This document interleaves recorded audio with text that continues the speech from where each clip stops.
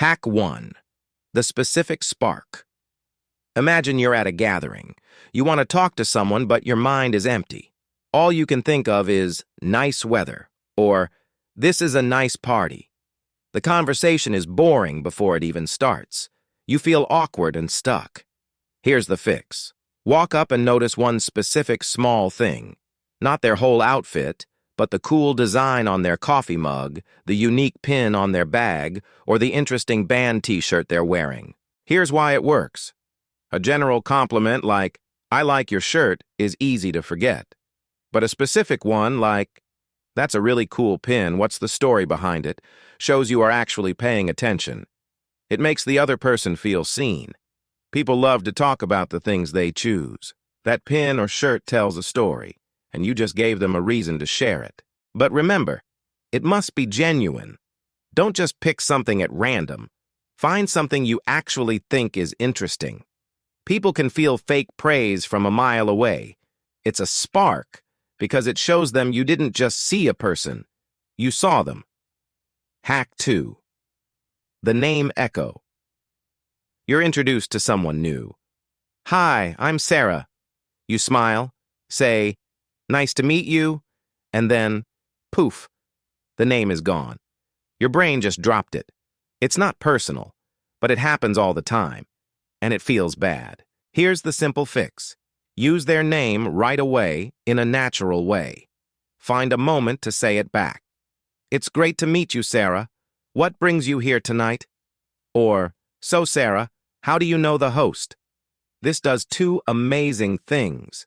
First, it helps you remember the name by echoing it back to your own brain. Second, it makes the other person feel good. We are all built to light up when we hear our own name. It feels respectful. Just be careful. Balance is everything. Don't say Sarah in every single sentence. That sounds strange, like a sales pitch. Just once or twice at the start is perfect. You're not just being polite.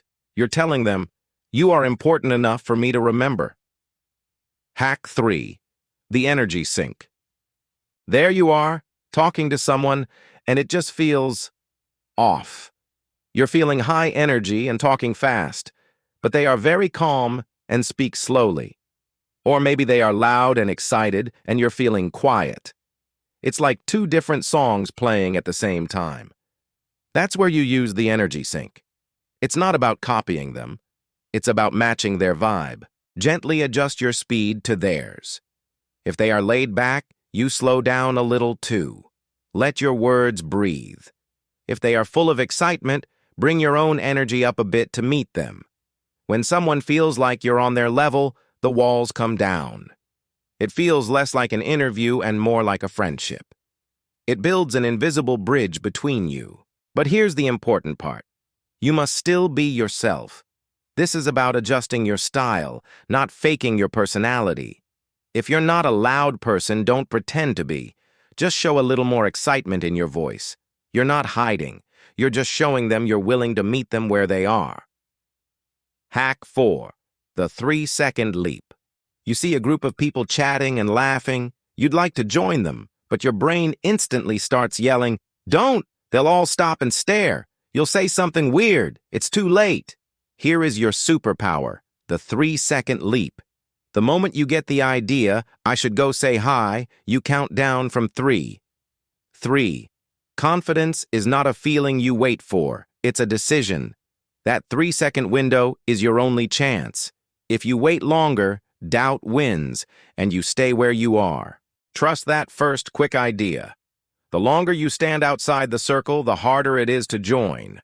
But when you step in quickly and confidently, you become part of the scene instead of just a watcher. Confidence is an action. Take the leap. Hack 5. The question bridge. Someone tells you something about their weekend. "I just got back from a trip to the mountains." Your brain says, "Oh, cool," and the conversation dies. Total silence. You missed your chance. Instead, use the question bridge. Don't just say, "Cool." Ask one simple, open question that shows you were listening. "The mountains? That sounds amazing. What was the best part of the trip?" Or, "Oh, really? What made you decide to go there? This is powerful. First, it proves you heard them. Second, it gives them an invitation to share more about something they are already interested in. People love to talk about their passions. The key is to not make it an interrogation. Don't ask 10 questions. Just ask one open question, one that can't be answered with yes or no, and then just listen to the answer. You're not just waiting for your turn to talk. You're building a bridge into their world. Hack 6. The honesty spark. You're trapped in boring small talk. You've covered the weather, work, and how busy everyone is. It's polite, but it's empty. You're not connecting. It feels like you're both wearing masks. Here's how to break out. The honesty spark. It's not about sharing your deepest secrets. It's about saying one small, real human thing. Something like, "To be honest, I'm always a little nervous at big events like this." Or, "I've been trying to learn guitar lately and I'm still terrible at it, but it's fun." That one real sentence changes everything. It gives the other person permission to be real too. They might say, "Me too. I almost stayed home." And suddenly, you're not two robots talking. You're two real people. Remember, it's a spark, not a fire. Don't overshare or dump your problems on them. Just one small, relatable, honest thought. A little honesty is the fastest way to turn a stranger into a friend. Hack 7. The clean exit. You're in a conversation that you need to leave. Maybe it's gone on too long, or maybe you just need a break. Your social battery is flashing red. You feel trapped and don't want to be rude. Here is your escape plan. The clean exit. Have a simple, polite, and firm exit line ready. "Well, it was so great talking to you. I'm going to go grab another drink before I head out." Or, "I promised I'd go find my friend, but it was lovely to meet you." It's clear, it's kind, and it gives the conversation a definite end. You're not just vanishing, which feels rude. You are closing the loop respectfully. The secret is to say it with a warm smile. Be friendly but firm. You don't need to apologize or make a big excuse. Just state your next move and thank them for the chat. Knowing how to leave politely is just as important as knowing how to say hello. Hack 8. The memory link. You had a brief chat with someone last week. It was small. They mentioned they were worried about a test, or they were excited to try a new video game. Most people would forget, but you remember. The next time you see them, bring it up. "Hey, how did that big test end up going?"